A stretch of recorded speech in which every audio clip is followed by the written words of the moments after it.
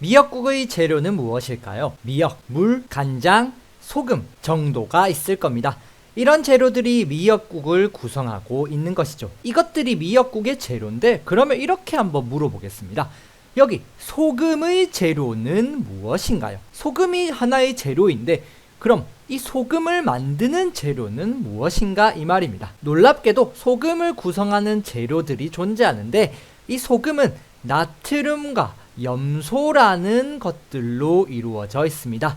조금 이름은 처음 들어보시겠지만 이런 나트륨과 염소들이 모여서 소금을 만들게 됩니다. 이 나트륨과 염소가 소금을 만드는 기본 재료가 되는 것입니다. 소금뿐만 아니라 물, 미역, 간장, 그리고 여러분들이 보고 있는 휴대폰, 앉아있는 책상, 연필, 심지어 여러분들까지 지구상뿐만 아니라 우주에 있는 모든 물질들은 그 물질을 구성하고 있는 기본 재료로 이루어져 있습니다. 이 기본 재료를 우리는 원소라고 부르게 됩니다. 원소는 바로 이 세상 모든 것들을 구성하고 있는 기본 재료인 것입니다. 자, 원소의 정의는 물질을 이루는 기본 성분입니다. 여러분들이 생각할 수 있는 모든 물질이 바로 원소로 이루어져 있다고 보시면 됩니다. 여러분들이 잘 아는 원소들인 철, 금, 은 등이 있을 수 있고 그 외에도 수소, 산소, 질소 등 여러가지 원소들이 이 세상에 존재합니다.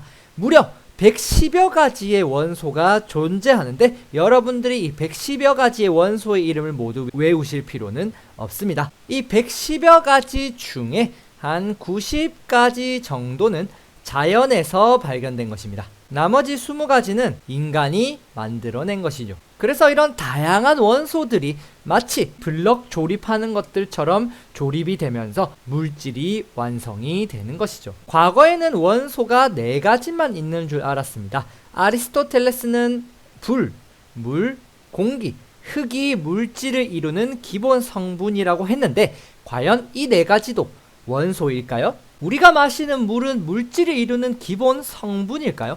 즉 원소일까요? 라부아지에라는 과학자는 이런 장치에다가 실험을 하게 됩니다. 이 장치는 물의 분해 실험 장치라는 건데 자, 왼쪽에 물을 넣어주는 것부터 시작하게 됩니다. 자, 물이 어디에 들어가냐면 바로 주철관이라는 길다란 통로로 들어가게 됩니다.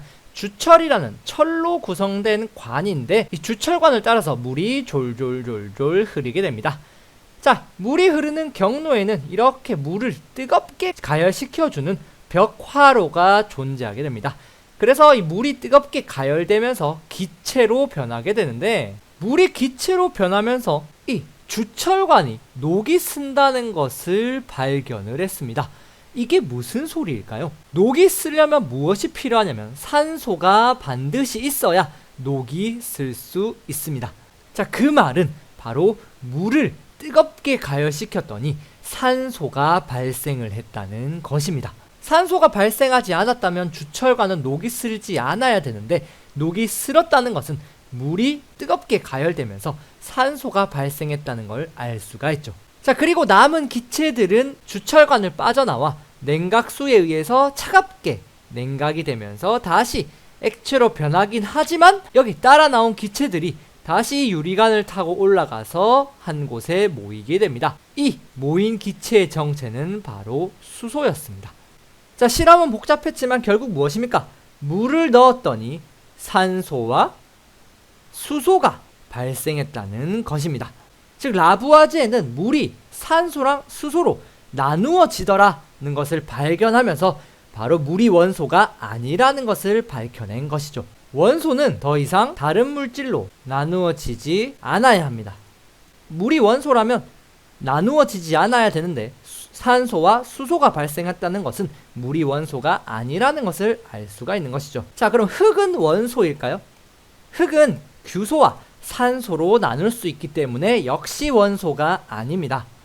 자, 공기 역시 원소가 아닙니다. 그 이유는 공기 속에는 질소와 산소 같은 원소들이 포함되어 있어서 이것들을 통틀어서 우리가 공기라 부르고 있기 때문이죠. 마지막 불은 원소일까요? 불도 역시 원소가 아닙니다. 불은 그저 빛과 열 에너지를 우리가 눈으로 보는 것이지 에너지는 물질이 아니죠. 불은 물질이 아니기 때문에 원소가 아닌 것입니다. 100여 가지가 넘는 원소들은 각각 서로 다른 곳에 쓰일 수가 있습니다. 예를 들어 가장 가벼운 원소인 수소는 로켓 연료로 이용될 수가 있죠. 자, 그리고 우리가 가장 친숙한 산소는 생물이 호흡하거나 물건을 태울 때, 연소시킬 때 쓰이곤 합니다. 그리고 우리가 역시 잘 알고 있는 금 원소는 우리가 장신구를 만들거나 전자제품을 만들 때 쓰일 수 있죠. 굉장히 친숙한 원소인 철은 우리 인간이 가장 많이 쓰는 원소 중 하나이죠. 바로 건축물이나 구조물을 세울 때 이용을 하고 있습니다.